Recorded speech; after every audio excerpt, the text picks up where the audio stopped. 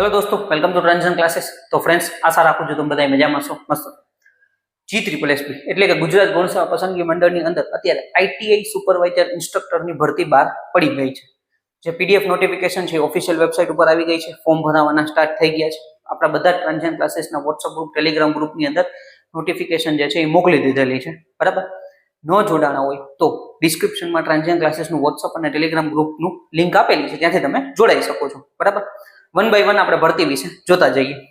હવે સૌથી પહેલા તમે જુઓ તો કે ભરતીનું નામ આપણું શું છે, તો કે G3SSB આઈટીઆઈ સુપરવાઇઝર ઇન્સ્ટ્રક્ટર। અલગ અલગ પોસ્ટ માટે ભરતી બહાર પડેલી છે। ફોર્મ ભરવાની શરૂઆત 20/7/2026, બરાબર, એટલે કે ફોર્મ ભરવાના શરૂ થઈ ગયા છે। ખાસ ધ્યાન દેવાનું છે, વહેલી તકે તમારે ફોર્મ ભરી લેવાના છે। અને ખાસ હર વિડીયોની અંદર હું તમને કહું છું કે ભાઈ 2 વખત ચેક કરી અને પછી તમે ફોર્મ ભરો, બરાબર।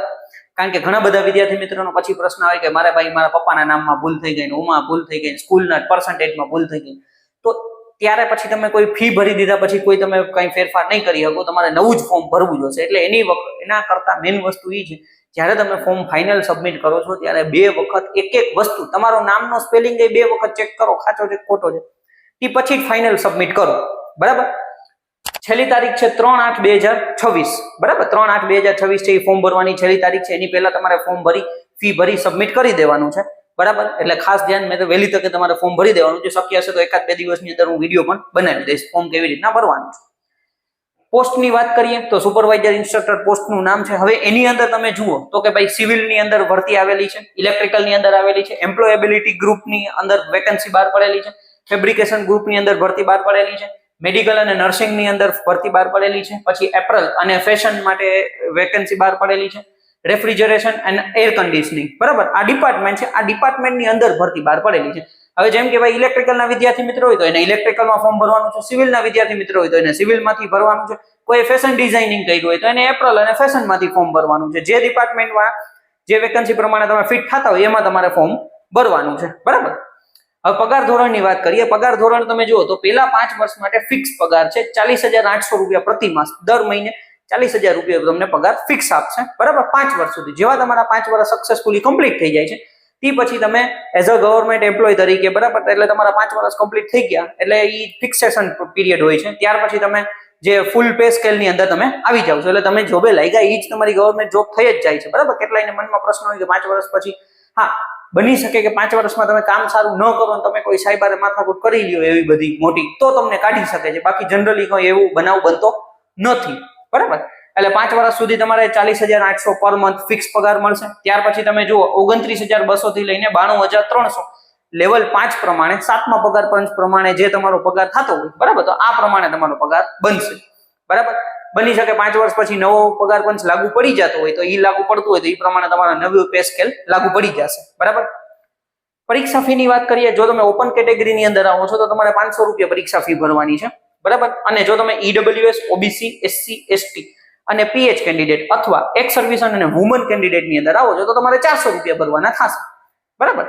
400 રૂપિયા ફી ભરવાના છે। ખાસ ધ્યાન દેજો, ઘણા બધા લોકો ફી નથી ભરતા, પછી છેલ્લે મને મેસેજ કરે છે કે સર મારે તો ફી આવતી નથી, તો ભાઈ વિડીયોમાં ખાસ કીધું જ છે, ઓપન કેટેગરીમાં 500 રૂપિયા છે, બાકી બધી કેટેગરીમાં 400 રૂપિયા છે।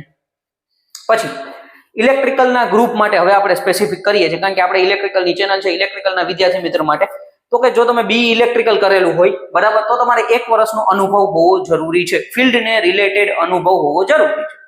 તમે કોઈ પણ કંપનીમાં એઝ અ સુપરવાઇઝર તરીકે, બરાબર, આપણા સબસ્ટેશનની અંદર એ બધી જગ્યાએ ક્યાંક ને ક્યાંક તમે કામ કરેલું હોય તો એ બધા એક્સપિરિયન્સ વેલિડ છે, બરાબર। તો બી ઇલેક્ટ્રિકલ માટે 1 વર્ષનો અનુભવ હોવો જરૂરી છે, ડિપ્લોમા માટે 2 વર્ષનો અનુભવ હોવો જરૂરી છે, અને આઈટીઆઈ માટે 3 વર્ષનો અનુભવ હોવો જરૂરી છે। એટલે તમે બી ઇલેક્ટ્રિકલ કરેલું હોય તોય તમે ફોર્મ ભરી શકો છો, તમે ડિપ્લોમા કરેલું હોય તોય તમે ફોર્મ ભરી શકો છો, તમે આઈટીઆઈ કરેલું હોય તોય તમે ફોર્મ ભરી શકો છો। એક્સપિરિયન્સનો ક્રાઇટેરિયા તમારો ફૂલફિલ થતો હોવો જોઈએ। હવે જેમ કે મારા જેવા વિદ્યાર્થી મિત્ર જે મેં ડી2ડી કરેલું છે, તો જો ભાઈ મેં બી કરેલું છે, બરાબર, તો બી ઉપરથી મારે એક્સપિરિયન્સ બનતો હોય તો બી ઉપરથી મારે બનાવવાનું, મતલબ ફોર્મ ભરવાનું થાય, બરાબર। કોઈને ડિપ્લોમા ઉપરથી ભરવું હોય ફોર્મ તો તમારે આ એક્સપિરિયન્સનો ક્રાઇટેરિયા પૂરો કરવો પડે, બરાબર। એટલે આ એક્સપિરિયન્સનો ક્રાઇટેરિયા મેં તમને કહી દીધો। બી ઇલેક્ટ્રિકલ, ડિપ્લોમા અને આઈટીઆઈ ત્રણે છે એ ફોર્મ ભરી શકે છે ઇલેક્ટ્રિકલના વિદ્યાર્થી મિત્ર માટે, બરાબર। હવે પરીક્ષા પદ્ધતિની વાત કરીએ, આ બધાય માટે કોમન છે। પરીક્ષા પદ્ધતિમાં તમે જુઓ ટોટલ આપણું 210 માર્કનું પેપર રહેવાનું છે, એમાં 2 પેટર્ન છે, પાર્ટ એ, પાર્ટ બી, બરાબર। હવે પાર્ટ એ છે એ નોન ટેકનિકલ છે, પેપર એક જ દિવસે હશે, એક જ સમય હશે, 3 કલાકની અંદર આખું તમારું પેપર કમ્પ્લીટ થઈ જશે। પાર્ટ એ ની અંદર તાર્કિક કસોટી અને ડેટા ઇન્ટરપ્રિટેશન 30 માર્કનું તમને પૂછાશે. એટલે એ રીઝનિંગ કે આપણે કહીએ છીએ, રીઝનિંગ 30 માર્કનું છે, મેથ્સ છે એ 30 માર્કનું છે, અને ભારતનું બંધારણ, વર્તમાન પ્રવાહ, ગુજરાતી અને અંગ્રેજી કોમ્પ્રિહેન્શન આ બધું 30 માર્કનું છે. બરાબર, એટલે ટોટલ 90 ગુણનું તમારું પાર્ટ એ રહેશે. 90 માર્ક્સ 90 MCQ રહેશે. હવે આનો જે સિલેબસ છે, હવે જ્યારે જૂની આપણે પીએચ કેન્ડિડેટની ભરતી આવેલી હતી ત્યારે જે મેં સિલેબસનો વિડીયો બનાવેલો હતો કે ભવિષ્યમાં આપણે ભાઈ આ ભરતી આવવાની જ છે, તો ત્યારે તમે એ જોઈ લ્યો એટલે તમને વાંધો ના આવે. બરાબર, તો એની પણ લિંક છે એ મેં ડિસ્ક્રિપ્શનમાં આપેલી છે, એટલે મારા નવો વિડીયો કાંઈ બનાવવાની જરૂર નથી. બરાબર, એ સેમ સિલેબસ સેમ જ છે. બરાબર, એટલે મેથ્સ રીઝનિંગ 30 માર્કનું, મેથ્સ 30 માર્કનું, અને ભારતનું બંધારણ, વર્તમાન પ્રવાહ એટલે કરંટ અફેર્સ, ગુજરાતી અને અંગ્રેજી કોમ્પ્રિહેન્સિવ થઈને 30 માર્ક, ટોટલ 90 માર્ક્સનું પાર્ટ એ થયું. પાર્ટ બી સંબંધિત વિષય 120 માર્કના ક્વેશ્ચન તમારે ભાઈ તમે જે ભણેલા છો ટેકનિકલ જેને કહીએ, હવે જેમ કે ઇલેક્ટ્રિકલના વિદ્યાર્થી મિત્રો હોય તો એને ઇલેક્ટ્રિકલના ક્વેશ્ચન આવશે, સિવિલના વિદ્યાર્થી મિત્રો હોય તો એને સિવિલના ક્વેશ્ચન આવશે. બરાબર, મિકેનિકલના વિદ્યાર્થી મિત્રો હોય તો મિકેનિકલ, પછી આ એપ્રિલ ફેશન વાળા હોય તો એને ફેશનમાંથી, ફેશન ડિઝાઇનિંગ એવા બધા ક્વેશ્ચન એમાંથી આવી શકે છે. બરાબર, ટોટલ તમે ગણતરી કરો 210 માર્કનું પેપર બન્યું. બરાબર, 210 માર્ક, 210 MCQ એટલે એક MCQ નો 1 માર્ક છે. બરાબર, 0.25 છે એ નેગેટિવ માર્કિંગ છે, એટલે કોઈ ક્વેશ્ચન ખોટો પડશે તો 0.25 છે એ નેગેટિવ માર્ક થશે. બરાબર, 180 મિનિટ એટલે એનો મતલબ કે 3 કલાકનો સમય તમને મળશે. પેપર આપણું બંને લેંગ્વેજની અંદર હશે, ગુજરાતી અને અંગ્રેજી બંને લેંગ્વેજની અંદર તમારું પેપર હશે, એટલે એની કઈ ચિંતા નથી.